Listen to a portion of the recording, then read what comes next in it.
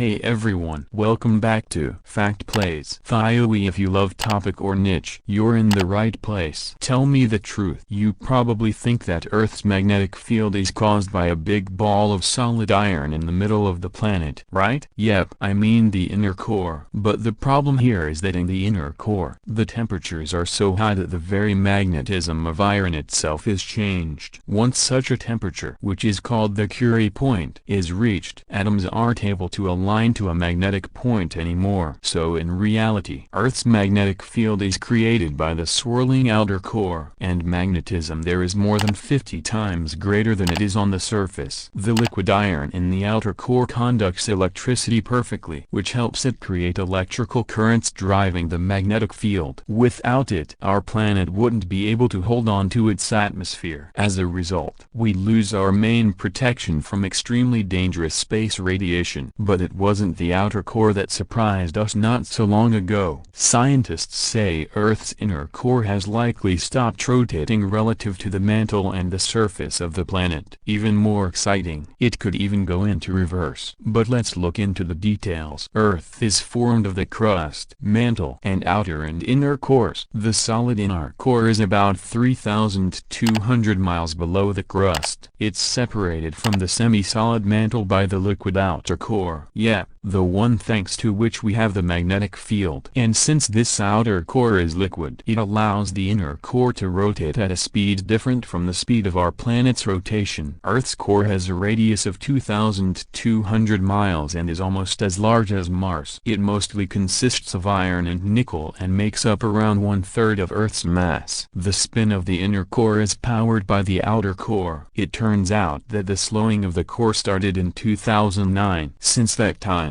seismic records, which had previously been changing continuously, have shown little difference. And it makes scientists conclude that the inner core's rotation has paused. But we're nowhere near the scenario of a disaster movie. Apparently, the inner core taking a temporary break is part of its 70-year-long cycle. During this cycle, the core switches directions every 35 years or so. This might influence Earth's magnetic field and the length of the day. But some researchers are skeptical about it. And some scientists even go as far to say that the inner core isn't moving at all. Okay. But what would happen if Earth's core indeed stopped rotating? Well, if it was the solid inner core, the answer would be nothing dramatic. Even if it didn't just reverse the direction of its movement like it's doing at the moment but stopped altogether, it would just impact the speed of Earth's rotation. It'd slow down, making our days longer. Plus, with time, it could probably degrade our planet's magnetic field. And it would be bad news. But not as bad as they would be if the outer core stopped spinning. As you already know, without this layer's rotation, Earth would have to kiss its magnetic field goodbye. And that's how the downfall of the planet would begin. Things would start getting shaky. The tectonic plates would begin to slam into each other. You know, like when you're going by bus and the driver suddenly hits the brakes, and you end up flying into other unfortunate passengers? Yeah, like that. The sudden collision of tectonic plates would trigger destructive earthquakes along the plate boundaries all over the world. They would wipe buildings, bridges, and roads off the face of the earth. Water systems, electricity, and phone lines would also be destroyed. But the worst would be yet to come. Without the protective magnetic field, cosmic radiation would start hitting the surface of our planet. These high-energy particles coming from the sun would come in contact with oxygen and nitrogen in our atmosphere, effectively destroying our ozone layer. This would allow even more cosmic rays to reach the surface of Earth. The radiation would damage all kinds of electronic devices and disable power grids. And the consequences would be disastrous not only for people, but for all forms of life on Earth. The stationary core would make navigating the more difficult. People would have to start using braille maps again since compasses would become useless. It would also make it harder, if not impossible, for migratory animals to find their way. Birds would keep losing losing directions, and turtles would fail to find beaches where they used to lay eggs. Luckily, we don't need to worry about this kind of apocalyptic scenario. The planet's outer core is very unlikely to stop anytime soon, if ever. Now, do you want to find out something cool? Then listen to this. Our planet's inner core has a core of its own. Scientists have made this discovery just recently. They've learned that this core in the core could have developed around 500 million years ago as a result of some dramatic geological changes. What about other planets? Do they have the same cores as Earth? Let's look at Mars, one of our planet's closest neighbors. Its heart is the size of the moon. It's also almost twice as dense. Scientists made this conclusion after they got some data about the first observed Marsquake and meteorite impact. Both these events were captured by NASA's InSight lander, which had been monitoring seismic activity on the red planet for 4 years.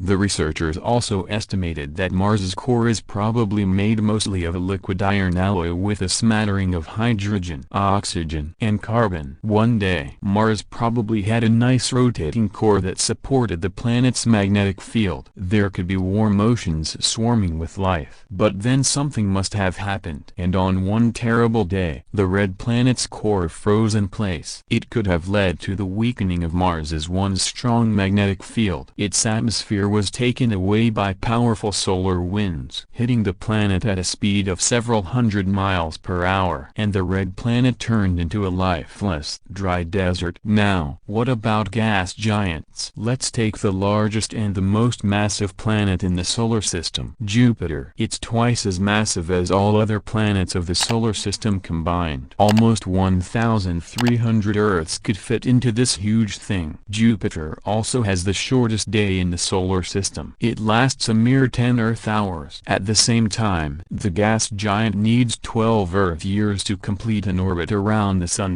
Jupiter most likely appeared at the same time when the rest of our solar system formed, about 4.5 billion years ago. Probably the coolest thing about this gas giant is that it has the same ingredients as a star. But unfortunately, or should I say luckily, it hasn't grown massive enough to ignite. Scientists don't know for sure what Jupiter's core looks like. According to most theories, the gas giant has a dense core made up of heavy elements. During its formation, it was probably a collection of debris, icy material, and other small objects like comets and asteroids zipping around. Thanks to their mutual gravity, these bits of matter clumped together, forming larger chunks which later turned into Jupiter's core. At one point, it became massive enough to start attracting hydrogen and helium. More and more gases accumulated around the core until what we today know as Jupiter appeared. There's also a possibility that Jupiter doesn't have a core at all, or it might have existed once, but since then it's eroded away. Hopefully, we'll find out the answers to these questions soon enough. Since Juno, NASA's space probe, is orbiting Jupiter, collecting data about its gravitational and magnetic fields. So what about the gas giant's magnetic field? You may ask, does it even exist? Oh, don't worry. Jupiter is surrounded by a ginormous magnetic field called the magnetosphere. That's it for today. So hey, if you pacified your curiosity, then give the video a like and share it with your friends. Or if you want more, just click on these videos and stay on the Fact Playz.